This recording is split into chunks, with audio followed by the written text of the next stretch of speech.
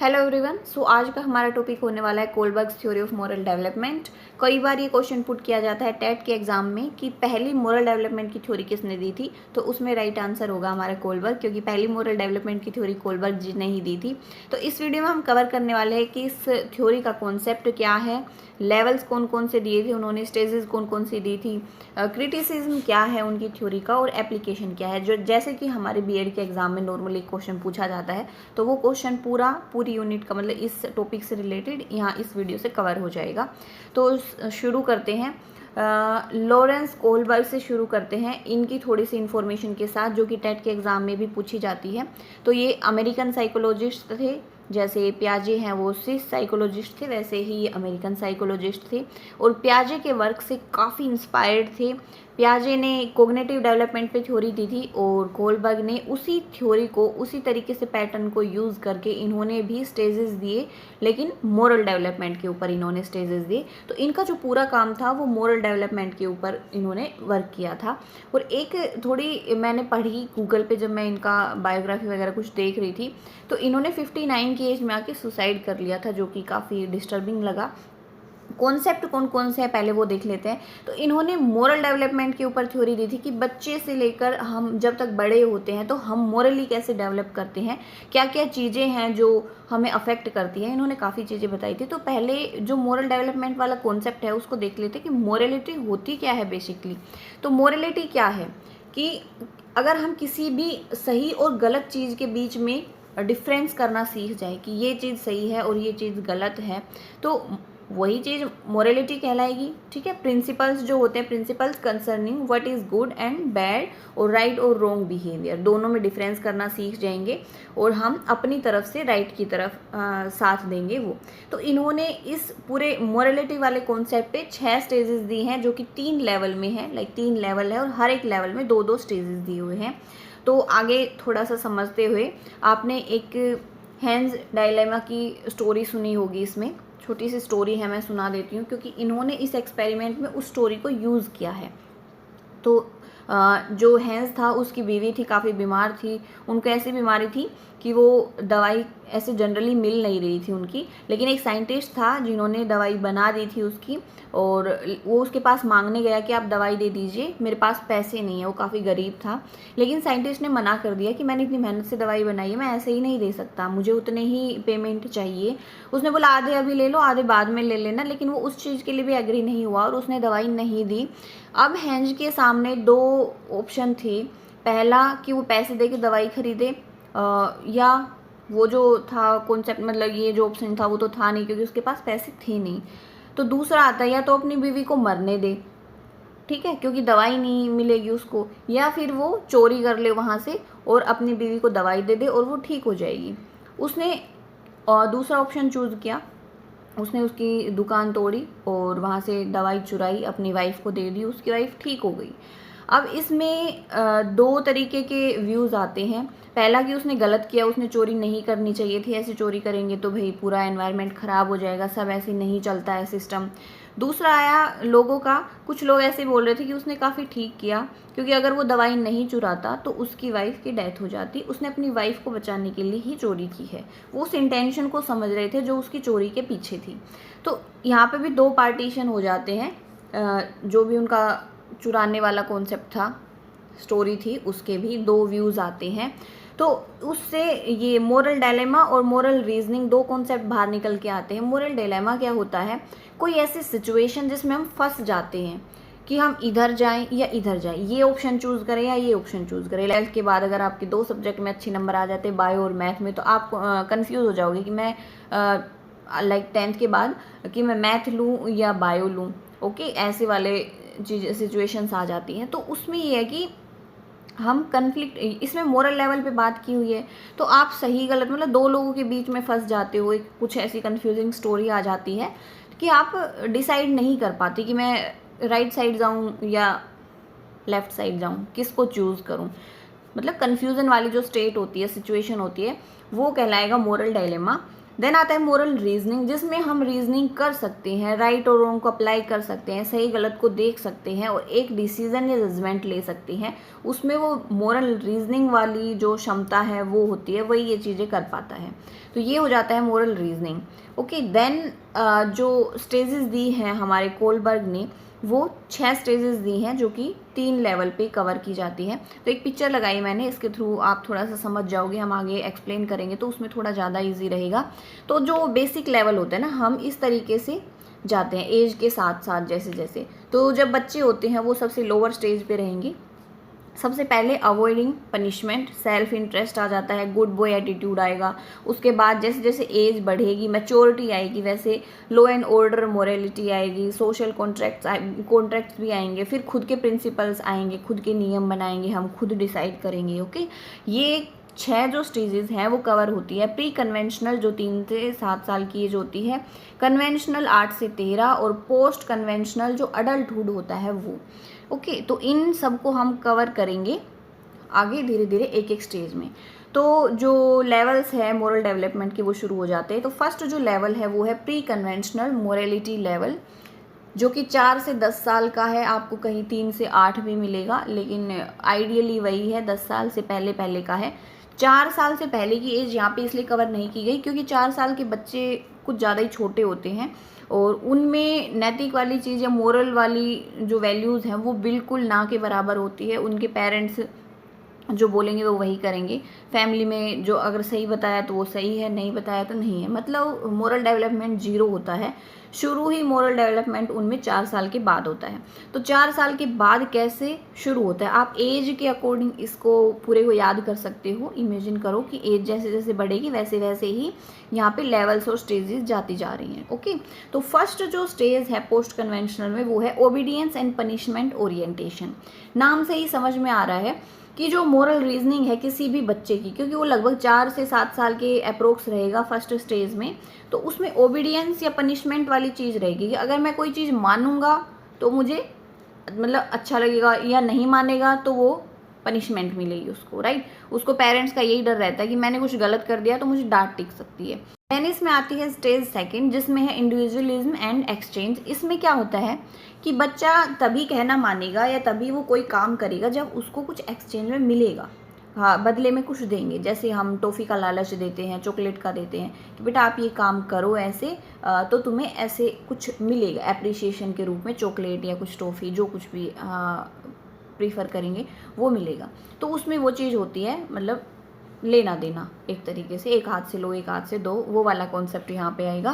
तो ये 2 स्टेजेस हो गई जो 4 से 10 साल के बीच में थी। अब आ जाता है 10 से 13 साल के बच्चे का टाइम पीरियड। ओके, तो 10 से 13 वाले में अब वो थोड़ा सोशल लेवल पे काम करने लग जाता है, जैसे सोशल ऑर्डर जो होते हैं वो मानने लग जाएगा, उसका थोड़ा सा खुद का कॉन्सेप्ट है, खुद का दिमाग चलने लगता है, इस तरीके से चीज़ों को समझना शुरू कर देता है। तो इसमें स्टेज थर्ड है गुड इंटरपर्सनल रिलेशनशिप, कि वो अच्छे रिलेशनशिप्स बनाने की कोशिश करता है। लाइक वो एग्जाम्पल है ना इसमें, गुड बॉय बैड बॉय का काफ़ी अच्छा पॉपुलर एग्जाम्पल है कि वो खुद को गुड बॉय जो डेफिनेशन है उसमें ढालने की कोशिश करता है। जैसे पेरेंट्स बोलते हैं ना कि ये चीज़ें करोगे तो आप गुड बॉय हो, अगर कुछ उनसे उल्टा करते हो तो आप बैड बॉय हो। तो वो एक जो फेवरेट वाली लिस्ट होती है ना रिलेटिव्स की, पेरेंट्स की, उसमें अपने आप को लाने की कोशिश करता है कि मैं गुड बॉय वाली कैटेगरी में रहूं और सब मुझको अच्छा समझे। ओके, बैड बॉय वाली कैटेगरी में ना रहूं। तो वो वाला कॉन्सेप्ट यहाँ पे आएगा। देन आती है स्टेज 4 जो कि 13 साल के अप्रोक्स होती है। उसमें आएगा मेंटेनिंग सोशल ऑर्डर, कि वो जो सोशल लेवल पर जो भी लॉज वगैरह बनाए गए हैं सोसाइटी के लेवल पे कि भाई ऐसा कोई इंसान करता है तो वो अच्छा है, और अगर किसी ने उस लीक से हट के कुछ कर दिया तो मतलब वो तो बहुत ख़राब हो गया। तो वो कोशिश करता है कि मैं ओबे करूं जो भी सोशल ऑर्डर्स हैं, जो भी सोशली बनाए गए हैं, एक तरीके से लॉज बनाए गए हैं, जो भी सोसाइटी जिस तरीके से चल रही है मैं भी उनके पीछे ही चलूं, ओबे करूं उस चीज़ को। तो वो कोशिश करता है कि वो ऑर्डर बना रहे जो भी अब तक ज़्यादातर लोग फॉलो करते हैं या अभी तक फॉलो करते आए हैं वो। देन इसके बाद आता है post conventional level. Post conventional level होता है आफ्टर 13 ईयर। अब जो कोलबर्ग थे उन्होंने कहा कि पोस्ट कन्वेंशनल लेवल है, ज़रूरी नहीं है कि ये स्टेज सभी में आए, हालांकि 13 साल के बाद आएगी अगर किसी में आती भी है तो। अडल्टहुड, अडोलसेंस पूरा चला जाता है, कईयों में आ जाती है अडल्टहुड तक, अडोलसेंस तक, लेकिन कईयों में ये नहीं आती, मरते दम तक भी नहीं आती है ये स्टेज, क्योंकि काफ़ी मैच्योरिटी वाली स्टेज है, खुद के प्रिंसिपल्स यहाँ पे डेवलप होते हैं, आप खुद इनर सेल्फ से सोचने लगते हो कि कौन सी चीज़ सही है कौन सी गलत है, आप उसमें अपोज करने लगते हो, कोई चीज़ गलत होती है तो उसमें। और ये जो चीज़ें होती है ना कि गलत को अपोज करना और सही के लिए खड़े होना, ये सब में नहीं होता है प्रैक्टिकली, जो आपने देखा होगा उसमें।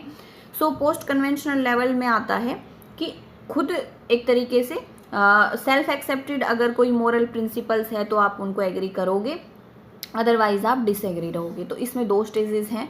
Stage 5 social contract and individual rights, कि उसके खुद के सोशल जो कॉन्ट्रैक्ट्स, मतलब एक कॉन्ट्राडिक्शन होता है सोसाइटी के बीच में, कुछ नॉर्म्स ऐसे होते हैं जो उसको पसंद नहीं है तो वो उसका अपोज करेगा। ऐसा नहीं है कि उसको पूरी सोसाइटी मानते आ रही है तो वो भी उनको मानेगा, वो बिल्कुल अपोज करेगा कि ये गलत है। लाइक दहेज प्रथा वाला एक एग्जाम्पल ले लेते हैं। तो दहेज प्रथा खुलेआम चलती है हमारे इंडिया में और सब देते हैं, वो ऊपरी तौर पे बोलेंगे भी कि गलत है, लेकिन सब कहीं पे चलता है ये। लेकिन जो इस लेवल पे है, मोरल लेवल पर है, पोस्ट कन्वेंशनल लेवल पर, तो वो क्या करेगा, जो दहेज प्रथा उसको गलत लग रही है वो बिल्कुल उसका अपोज करेगा, उसको नहीं मानेगा। वहाँ पे कॉन्ट्रैक्शन आ जाएगा उसका कि मैं ये चीज़ गलत है तो मैं इसको नहीं मानूंगा, वो उसका अपोज करेगा। तो ये होता है इंडिविजुअल राइट्स, मतलब वो इंडिविजुअली कुछ सोच रहा है, उसका खुद का कुछ सोचना है दहेज प्रथा को लेके, इसलिए वो उसका अपोज कर रहा है।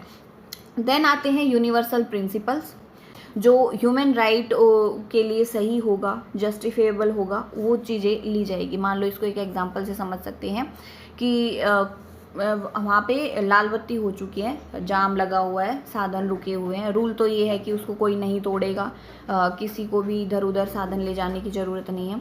लेकिन बीच में कोई एक्सीडेंट हो रखा है और मान लो कोई व्हीकल आने वाला है, अब सब लोग मूव नहीं करेंगे क्योंकि भाई वहाँ पे रेड लाइट है और हमें मूव नहीं करना है।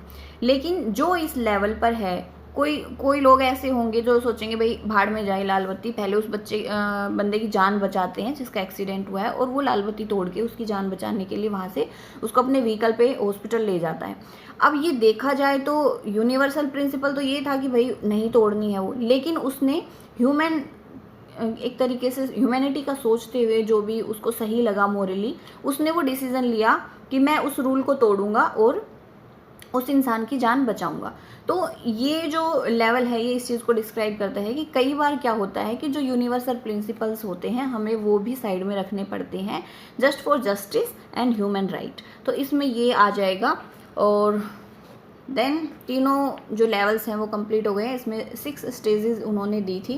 की फीचर्स क्या क्या थे, एक तो जो इन्होंने थ्योरी दी है उससे हम ये समझ गए हैं कि जो मोरल डेवलपमेंट होता है वो भी कोग्निटिव डेवलपमेंट की तरह सीक्वेंशनल होता है। लाइक जैसे कोग्निटिव डेवलपमेंट में था ना, सेंसरी मोटर से फिर आगे बढ़ता जाता था और फॉर्मल ऑपरेशनल्स की तरफ चला जाता था, उसी तरीके से यहाँ पे भी सीक्वेंशनल है। छोटे बच्चे हैं और वो धीरे धीरे पोस्ट कन्वेंशनल तक जाते हैं, तो सीक्वेंशनल डेवलपमेंट होगा। यहाँ पे स्टेज बताई गई है उसके अकॉर्डिंग। सेकंड आ जाता है स्टेज स्पेसिफिक रीजनिंग, कि जो अलग अलग जो इन्होंने स्टेजेस बताई गई हैं, इंडिविजुअल स्टेजेस, उनमें डिफरेंट क्राइटेरिया होंगे किसी भी मोरल डिसीजंस को लेने के लिए। अब अलग अलग पर्सन है वो अलग अलग मोरल डिसीजंस ले सकता है अपने अलग अलग स्टेजेस के अकॉर्डिंग।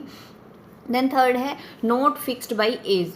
अब जो इन्होंने एज ग्रुप डिसाइड किया है लाइक 4 to 10, 10 to 13, जरूरी नहीं है कि अब पर्टिकुलर वही एज ग्रुप लागू हो, क्योंकि क्या होता है ना, मेंटली रिटायर्ड बच्चे भी होते हैं, कुछ मेंटली डिफरेंट भी, सबका IQ अलग अलग होता है, तो वो एज पे डिपेंड नहीं करेगा कहीं ना कहीं। लाइक अलग अलग स्टेजेस हैं तो मैच्योरिटी वगैरह बहुत सारी चीज़ें होती है जो अफेक्ट करती हैं, तो वो उन चीज़ों पे भी डिपेंड करेगा। जो स्टेजेस हैं, हाँ वो ये बात है कि जो स्टेजेस हैं वो फिक्स्ड ऑर्डर में एक्सपीरियंस की जाएगी। लाइक पहले उसमें यही रहेगा कि वो राइट रॉन्ग के बीच में, गलत सही के बीच में डिसीजन नहीं ले पा रहा है। पहले उसको जो दूसरे बताएंगे उसके अकॉर्डिंग डिसीजन लेगा, गुड बॉय बैड बॉय वाली फिर कैटेगरी में आएगा। उसके बाद सोशल ऑर्डर्स को फॉलो करेगा। देन उसकी खुद की कुछ प्रिंसिपल्स होंगे या खुद की कुछ थॉट्स होंगे, वो सेल्फ इन्वॉल्वमेंट जो उसका रहेगा वो आएगा लास्ट वाली स्टेज में। ये वाली जो फॉर्मेशन है वो सेम रहेगी, लेकिन जो एज ग्रुप है वो ज़रूरी नहीं है। क्या पता 10-12 साल का जो बच्चा है वो फर्स्ट स्टेज या फर्स्ट लेवल पे ही अटक के रह जाए, तो वो हो सकता है। देन इसमें क्रिटिसिज्म काफ़ी हुआ था। हर एक थ्योरी का क्रिटिसिज्म होता है कुछ ना कुछ, तो इसको भी क्रिटिसिज्म मिला था। पहला ये हुआ कि कल्चरल बायस बता दिया इसको, कि अलग अलग कल्चर में अलग अलग नॉर्म्स होते हैं, अलग अलग कुछ रीजनिंग्स होती है उनकी कुछ चीज़ें मानने की। लाइक जैसे हमारे इंडिया में दहेज प्रथा है, पहले सती प्रथा भी थी, पर्दा प्रथा वगैरह है। तो ये अब देखा जाए तो कुछ लोग सही बताते हैं, कुछ लोग गलत बताते हैं, लेकिन कल्चर के नाम पे वो चीज़ें चलती आ रही हैं। कुछ रीजंस होगा उनका सही या नहीं होगा, तो कल्चर सबके अलग अलग होते हैं और उसके अकॉर्डिंग इस चीज़ को हम पूरी तरीके से डिफाइन नहीं कर सकते, सही गलत या मोरल रीजनिंग वाले को। फिर जेंडर बाइस्ड भी बताया कि वुमेन जो है उन पे लाइक उनकी थॉट्स पे या उनकी राइट पे ज़्यादा ध्यान नहीं दिया गया, वो कैसे क्या सोचती हैं, उनके लिए क्या सही है क्या गलत है, ये नहीं, इसमें ज़्यादा फोकस नहीं किया गया। सिर्फ एक मैन वाली स्टोरी बताई गई। डेवलपमेंटल वेरिएबिलिटी होती है कि मतलब ऐसा इम्पॉसिबल है कि कोई हाईएस्ट लेवल पे पहुंच जाए, कि बिल्कुल ही वो तो हर एक चीज़ में जो है खुद की इन्वॉल्वमेंट या खुद के मोरल वैल्यूज़ को प्रीफर करेगा। कहीं ना कहीं सब में ये कंडीशन होती है कि लाइफ में ऐसे पॉइंट्स आते हैं कि वो दूसरे के अकॉर्डिंग चलता है बड़ी एज में आने के बाद भी। तो उस चीज़ पे भी काफ़ी कॉन्फ्लिक्ट हुआ था। तो ये क्रिटिसिज्म हो गया। इसकी एप्लीकेशन क्या है, एजुकेशन में अप्लाई कर सकते हैं इसको, कि मोरल रीजनिंग उसमें हमारे करिकुलम में ऐड कर सकते हैं। मोरल रीजनिंग को बच्चों को सिखा सकते हैं और डेवलप कर सकते हैं उनकी मोरल रीजनिंग। साइकोथेरेपी में यूज़ हो सकता है, सोशल पॉलिसीज़ वगैरह बनाते हैं उसमें भी यूज़ हो सकता है। ह्यूमन राइट, जस्टिस और एथिकल स्टैंडर्ड्स वगैरह की बातें होती हैं वहाँ पे, तो वहाँ पे अच्छे से हम इसको इम्प्लीकेशन कर सकते हैं कि किस एज का बच्चा है, कहाँ है। लाइक कई बार है ना सजा वजा भी सुनाई जाती है कि तो लाइक 18 साल से नीचे है, अभी नाबालिग है, लेकिन जुर्म ऐसा कर दिया है बालिग वाला उन्होंने, ठीक है। तो ये वाले वहाँ पे भी इस चीज़ को यूज़ कर सकते हैं हम। ये थी आज की क्लास यहाँ पे। तो आपको क्लास अगर थोड़ी सी भी हेल्पफुल लगी हो तो प्लीज़ वीडियो को लाइक करिएगा, चैनल को सब्सक्राइब करिएगा, और thanks for watching this video. यहाँ पे इस चैनल पर आपको बीएड, जेबीटी, एमएड और डीएड वगैरह से रिलेटेड नेट के भी टॉपिक्स यहाँ पे मिल जाएंगे आपको। रेगुलर यहाँ पे क्लासेस अपलोड होती है।